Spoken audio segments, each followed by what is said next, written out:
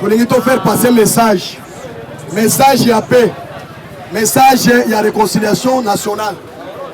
Au Congo a commis na étape moko où ils ont 5 conscience ya peuple congolais.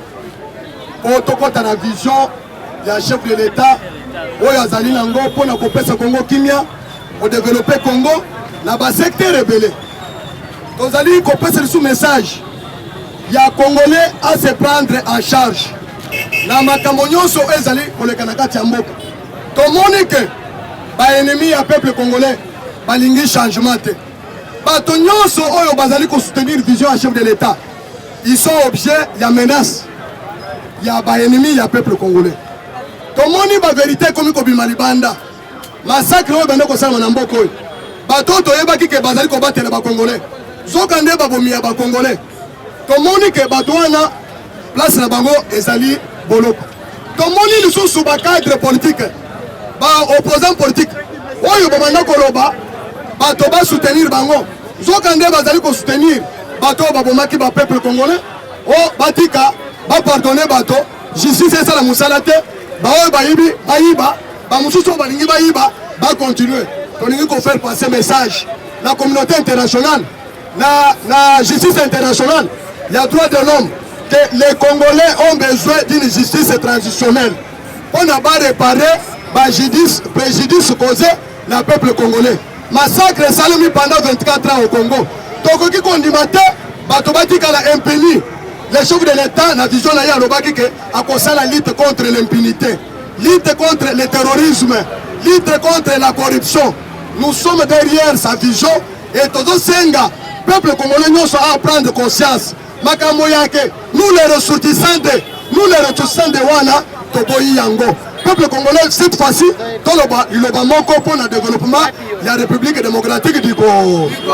Par rapport à la marche la Mouka a annoncé qu'il marche depuis avant déjà, il y a des partis sous de cotisation à Séni, mais curieusement, tout le monde pouvoir en place au but de l'IDPS, au côté de système Wana Kabili, le logo, binomo, zone de la même système Wana parce que tout le monde qui est mort, bino, bande de copains, sous bango, puis balancer match les 15. Ni bozo lingé comme on a beaucoup les 15. Merci, journaliste. Vous avez bien l'histoire là l'IDPS a salaki l'Itnaïe pendant 37 ans pour défendre les valeurs et non les anti-valeurs. Les valeurs c'est quoi? Valeurs démocratiques, valeurs de bonne gouvernance. C'est pour la première fois dans l'histoire du monde que l'opposant va commettre une élection. C'est l'IDPS. Oyo, to salaki que pendant la période de 2018, bon mon qui va opposer au Tozala Bango Lelo. Bazalaki na ngamu mususu balobi que élection c'est le matin to sala dialogue. C'est IDPS on lobaki que avec machine à voter ou sans machine à voter to kende kaka na élection. To ke élection malgré que Kabila azalaki na Seni, azalaki na cour constitutionnelle, azalaki na biloko nyonso, biso IDPS to pouvoir. Mais quelle magie! Biso lelo to la présidence de la République. To la impérium. Président aza garant de bon fonctionnement de l'institution nyonso. To banga élection. Biso to lobi boy. Bango balungaki c'est la manœuvre de partage à pouvoir. Or, comme l'IDPS a continué à pouvoir, c'est le début de la démocratie. C'est le début à l'état des droits. Nous sommes dans le but que pour qu'il y ait une élection, c'est la loi organique. Et où dit la l'IDPS c'était? Aucun député de l'IDPS a fait ça. Est-ce que journaliste? Vous avez vu qu'il y a une assemblée nationale, sur 500 députés, l'IDPS a 32 députés seulement, même pas même 10%. Comment se fait-il que l'on va voter en la majorité à l'Assemblée nationale? Et puis vous devez savoir, ni vous les journalistes, ni les confessions religieuses, ni Bato représenter le peuple, ce sont les députés. La représentation de la population, c'est les députés nationaux. Les lois, ceux qui vont députés vont adopter la loi. Batini on a cour constitutionnelle. Cour constitutionnelle a adopté en haut. Nakatu wana ba député ensemble bazawana. Ba député ya Martin Fayulu bazawana. Ba député ya Muzito bazawana. Ba député ya Ambongo na Abeshone bazawana. Mais ba voter loi wana à l'unanimité. Ba tonyo so batie maboko likolo ata contre la santé. Maintenant boyi biso par quel droit? Chef de l'État garant de la nation a eu ordonnance à signer. Loi wana est suivre schéma nyonso étape nyonso. Toya koboya ko exécuter loi wana pour l'intérêt d'un seul individu. Est-ce que Ekoki au Salema? D'ailleurs, c'est-à-dire que Félix n'est pas un président. C'est-à-dire que Félix, il a une étiquette. C'est pas président, il a bango. Pour éviter bango que Bisso et Matakita 2023 elle est élection. Marche. Congo, banda il ne peut pas pouvoir. La liberté d'expression, la liberté de marche. Au moins, il y a bango terrain. Depuis ton pouvoir. Est-ce qu'on a besoin de la marche? Yoga est journaliste. Il faut servir le peuple. Même si on a besoin de journaliste. Marche. Biso ide pese to pexi droit na bangote. Parce que Biso to banda ko sala. D'ailleurs Biso to zoluka opposition et ko sala contre point na pouvoir. Pour tout ye barrière na Biso to corriger barrière na Biso. Mais nous les antivaleurs. Bango balobi to sala marche. Biso to soutenir bango to lobi ke bo sala marche. Biso pe to sala nini marche. Ma belle exemple. C'est-à-dire bango baza ba congolais bango ne baza na liberté Biso to sala liberté. Biso bango baza sala marche. Si pour le motif nous devons éviter, mais il y a besoin de ça la marche pour soutenir l'institution de la République, pour soutenir vision et chef de l'État gratuité de la. Mais papa, c'est la première année il y a président Félix. Parce que ce qui est dit, Kabila n'a pas pouvoir en avril 2021. Kalawana Kabila Zaki n'a pas pouvoir. Quand on a Kabila n'a pouvoir, premier gouvernement à Félix, il y a un ministre Tony Mwaba à Zouinani et Peste. Bon, il y a un les kaki. Le ministre gratuité de l'enseignement. Mais c'est pour la première fois. Baboti, Bafouta a infanté pour la TENAFEP. Il y a une école primaire. Est-ce que mon moniteur, Makamouane Bisototi elle est capable de ministre à soutenir vision et à chef de. Et puis, c'est un salle ébélé. Abongisa qualité d'enseignement. Abongisa, Afouta enseignant qui toko. D'ailleurs, Boyoki, IGF, a sali contrôle Kuna. C'est parmi les dossiers. Ils ont fait le contrôle, le que Montawana et Sengeli Bafuta, bateau na banque. Ministre a l'obité. Bateau va intervenir dans la FEP. Ce qui est le que tout le monde na banque. Et qu'on peut s'attendre et belé. Bafongo la banque, basa le CCC là. D'ailleurs, pour votre information, ministre de la Finance a bloqué Mbongoane et Bimali Sousouté en attendant la vérification. J'ai essayé de faire les investigations. La guerre comme on a IG, inspecteur général, il y a EPST. Dans tout lieu, problème est endémique. Ayebi Singaboy, Aza pour démarche à l'État. Parce que, assez a tenu une partie de liste. Et Tikali, il y a une dizaine de listes, il y a des provinces où ils ont musique, basé sur Internet, basé sur l'Internet, à couper ça, à couper ça, il chef.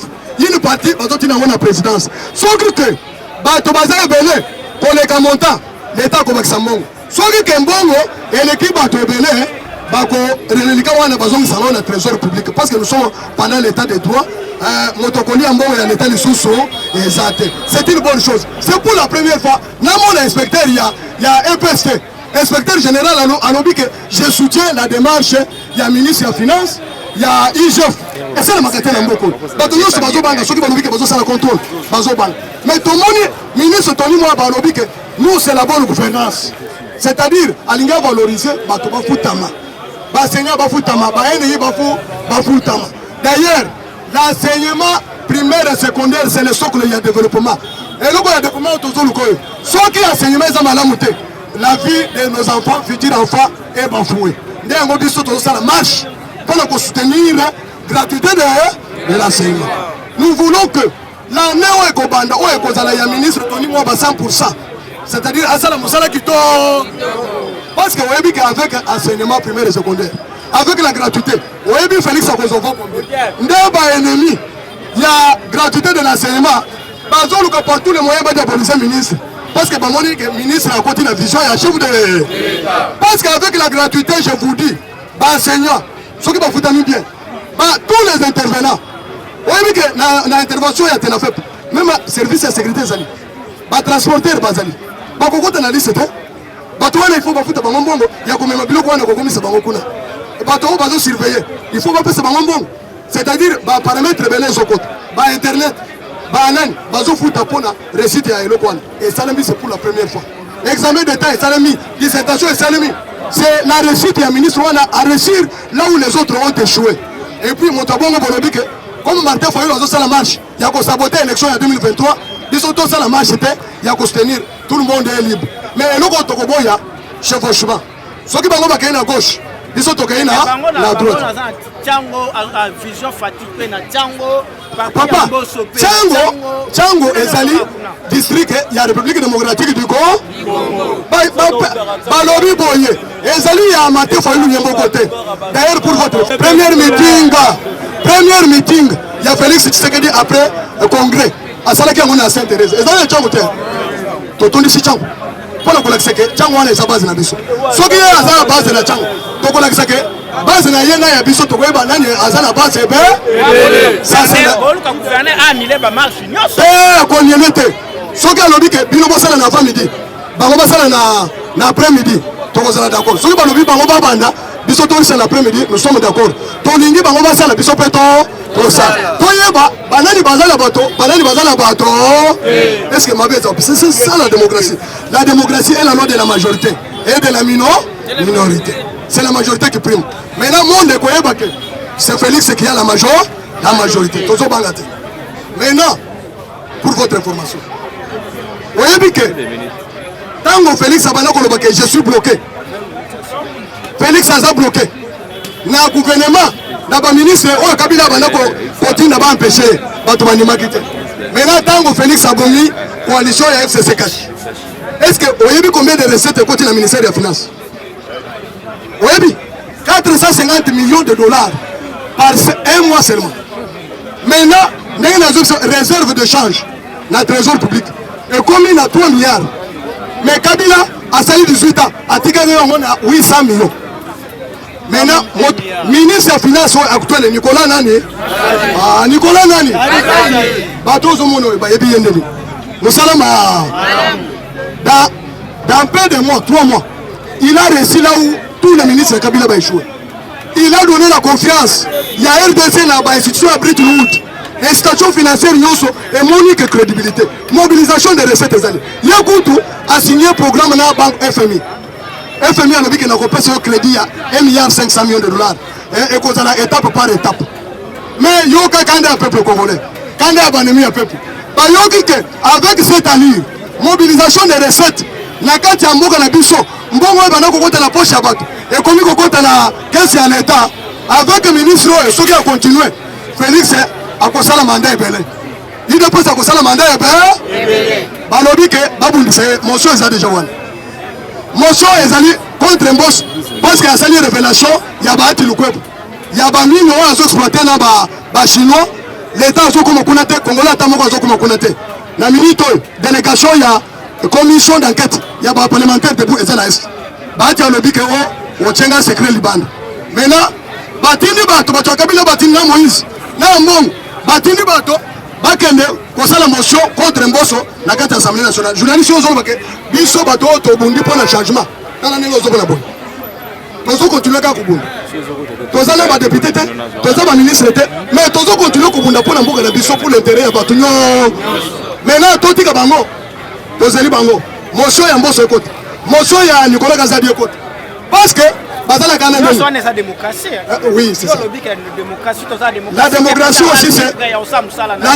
aussi c'est défendre les valeurs et non les antivaleurs la démocratie c'est côté la vision oyo ezomema biso na développement soki bato baza contre le développement et ils ne sont pas acquis au changement on ne peut pas les laisser libres même dans tous les pays même dans les États-Unis d'Amérique soki vision ya développement est monani tout le monde, le peuple doit défendre. Tala Kenya na Rwanda pénal. Tout le monde est agent de renseignement. Ce que Monique ozo clasher au tient mouchoir de bakangio. Information matin malamoko. Mais c'est au Congo. Oyo moto aninga bo mamboka et Sénégali totika est libre parce que la démocratie non. La démocratie oyebi langage au terroriste bayoka. C'est les terrorisés d'abord. Yo moni Moïse Katumbi. Alobi to numbi na Kalefu Mutomba na bato nyoso bami bido so na balobi ke basali li peuple musala mais Nzambe alala kate a revenir tala na ndako edo biloko bazu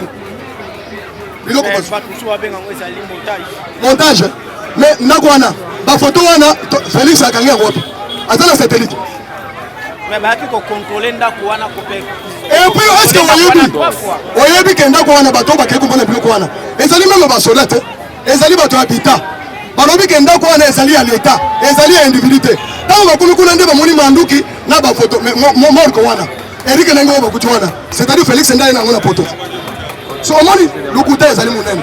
Laissez-nous distraire. Tolobi boy, ministre de la finance a la confiance totale ya peuple congolais. Et a la confiance totale ya président de la République. Parce que à sa mobilisation, on a le salamate DGRAT, DGI, DGDA. Bangomoko, dans 3 mois, Basali, réalisation minière au Congo depuis 1960. Donc, comme Nasuka, un mot par rapport au clôturé, un mot par rapport au contrôle IGF pour ça la présidence de la République. Un mot au point de vue de la journaliste, on dit question aux autres parce qu'on a dit que Gaï n'a pas famille présidentielle. Nous autres n'avons pas eu des années. C'est pour la première fois. Pour les Congolais, n'a pas été que les poissons commencent à pourrir par la. C'est le président de la République qui a instruit, qui a demandé l'audit à la présidence. Il y a un chef, il y a un audit. Et ça les 3 mois. Bakouti, quand le président de la République a coûté dans l'Est, dans l'armée. À la place, il y a 21 000 hommes. Zokande, Bamoussou a un fictif. 5 000 hommes seulement. Et puis le président Alobaki Yamokala. Bateau Bazar qu'on le refait. Félix a été préparé pour ça depuis longtemps par son père. C'est pourquoi, à Yabisaki Binoke, la mafia est dans l'institution, même la présidence. Aboïté! Oyebi ke Kamere et nous quoi sali biso la présidence a côté ka directeur de cabinet boy pas engagé bato INC engagé bato PPRD et Belé et puis après si bango crédit directement que pour bango na bango na musalate bazo déjà crédit à banque étrangère nyonso maintenant bato wana ba fictif bazali bato basala musala bazate présidence de la République bato bakufu kuna matanga oto moni la présidence ya coronavirus ezalaka bato ya IDPS bato ya INC bango baza ba anti coronavirus to moni bango te matanga ta moko te moto ya INC neto lobi ije face à l'enquête bakuti ba fictif belé na kata ba conseil bakuti détournement belé maintenant Félix alobaka ke même aux amwana mai même totanga na yo soki ke okwei na mbeba le peuple d'abord la justice. Biso tozo soutenir l'enquête à IGF partout. Au moins, Tony Mobazo Salam Moussala Madame. Tant que IGF fait l'enquête, t'encourager que Salam Moussala, mais tozo défendre les valeurs. Mission Oyo, Tony Mobasali. Et c'est une mission impossible, mais il a réussi. Tozo c'est le peuple congolais. Président de la République, Fatih Beton, Azana Moussala Mounene, Akuti Mboka Yako Panzana. Abandi d'abord, n'a qu'à la réforme et armée. Armée Oyo, pendant 1+4.